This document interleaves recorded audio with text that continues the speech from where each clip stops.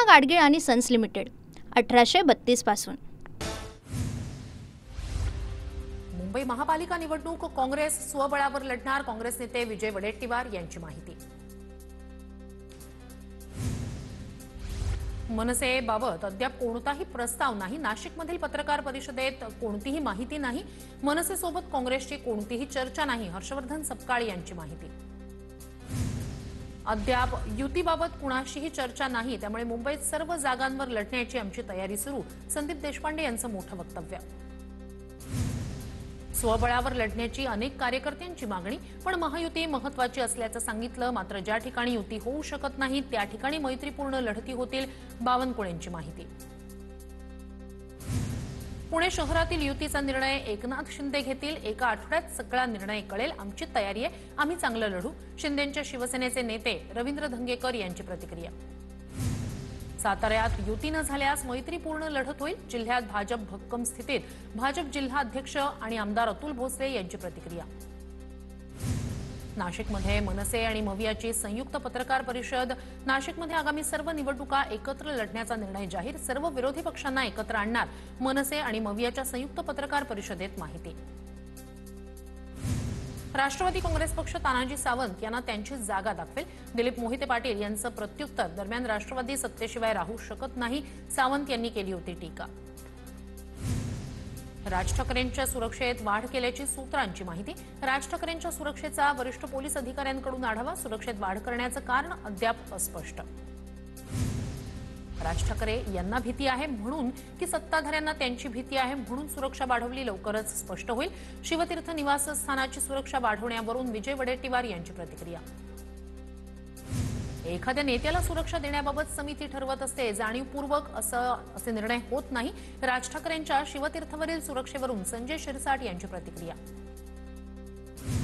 रुपाली ठोंबरे पाटील यांची अजित पवारांच्या राष्ट्रवादीच्या प्रवक्तेपदावरून उचलबांगडी, राष्ट्रवादीकडून नवीन प्रवक्त्यांची यादी जाहीर, हेमलता पाटील, प्रतिभा शिंदे यांची प्रवक्तेपदी नियुक्ती, सूरज चव्हाण यांच्याकडेही प्रवक्तेपदाची जबाबदारी।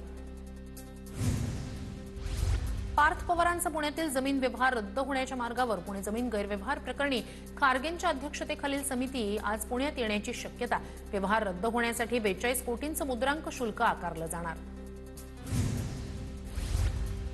यंत्रणा एकदम सडलेली आहे, 1-2 जण जेलमध्ये गेल्याशिवाय काही फरक पडणार नाही, या प्रकरणात कठोर कारवाई करावी, पार्थ पवार जमीन व्यवहार प्रकरणावर धंगेकरांची प्रतिक्रिया। अजित पवारांना कोण टार्गेट करतंय ते त्यांनी तपासलं पाहिजे, त्यांच्या मुलावर आरोप करणारे त्यांच्या जवळचे आहेत, गुलाबराव पाटील यांचं सूचक वक्तव्य। बोपोडी जमीन प्रकरणात हेमंत गवंडेंवर गुन्हा दाखल, पार्थ पवारांशी कोणताही आर्थिक संबंध नाही, पत्रकार परिषद घेत हेमंत गवंडे यांचं स्पष्टीकरण। पार्थ पवार जमीन घोटाळ्याप्रकरणी मुख्यमंत्र्यांना पत्र लिहिणार, माहिती अधिकार कार्यकर्ते विजय कुंभार यांची माहिती, तर सर्वांची चौकशी करावी, मात्र ती चौकशी सीबीआय किंवा न्याय यंत्रणांनी करावी, विजय कुंभार यांची मागणी। शरद पवारांनी मुख्यमंत्री फडणवीसांची घेतली भेट, एमसीए कार्यकारिणी निवडणुकीबाबत भेट घेतल्याची माहिती, शरद पवार आणि मुख्यमंत्री फडणवीसांमध्ये काल 2 वेळा फोनवरून संवाद। नारायण राणे पक्षनिष्ठेपेक्षा पुत्रनिष्ठ झालेत, नारायण राणेंची ही घराणेशाही येणाऱ्या काळात संपेल, वैभव नाईक यांचा नारायण राणेंवर निशाणा। संजय राऊत यांच्या प्रकृतीत सुधारणा, आज दुपारी रुग्णालयातून डिस्चार्ज मिळणार, सुनील राऊत यांची माहिती। आशिष शेलारांच्या मतदारसंघात मतदार याद्यांमध्ये मोठ्या प्रमाणात घोटाळा, दुबार मतदारांमध्ये सर्वाधिक परप्रांतीय लोक, मनसेच्या संदीप देशपांडे यांचा भाजपवर गंभीर आरोप। विधानसभेला माझी चूक झाली, आता कुणाची ताकद किती ते कळेल, बजरंग सोनवणे यांचं नाव न घेता धनंजय मुंडेंवर निशाणा। मशीनमधून मत चोरी करणारी ही लोक आहेत, निवडणुकीत ईव्हीएमचा घोळ नसला पाहिजे, तर निवडणूक आयुक्तांना नोटांची गड्डी मिळाली असेल, त्यामुळे गोंधळ सुरू, बच्चू कडूंची सत्ताधाऱ्यांसह निवडणूक आयुक्तांवर खरमरीत टीका। मतदार यादीतील घोळासंदर्भात ठाण्यात मनसेचे बॅनर, मनसे पदाधिकारी स्वप्नील महिंद्रकर यांच्या वतीनं बॅनरबाजी, निवडणूक आयोगाच्या डोळ्यावर पट्टी, बॅनरवर आशय।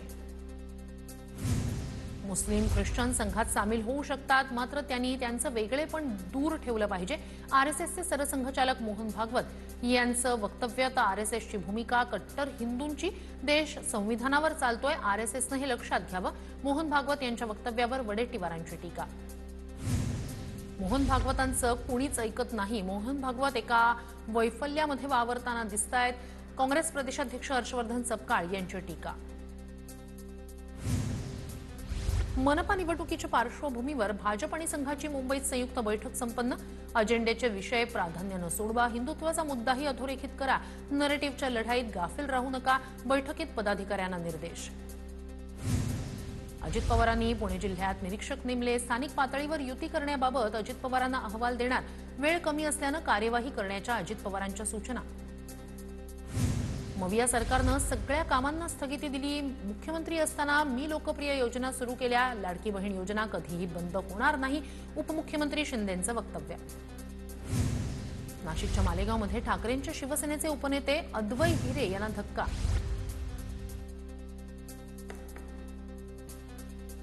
अहिल्यानगरच्या चौंडीमध्ये यशवंत सेना या राजकीय पक्षाची नवी सुरुवात.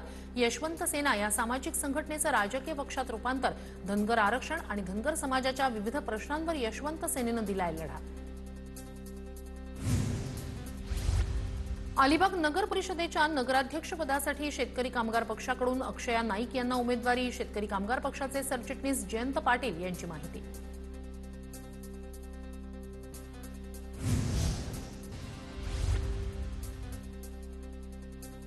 अजित पवारांच्या राष्ट्रवादीतील दीपक देशमुख यांचा पवारांच्या राष्ट्रवादीत प्रवेश. दीपक देशमुख परळी नगर परिषदेचे माजी नगराध्यक्ष. माजी नगरसेवकांचाही पवारांच्या राष्ट्रवादीत प्रवेश.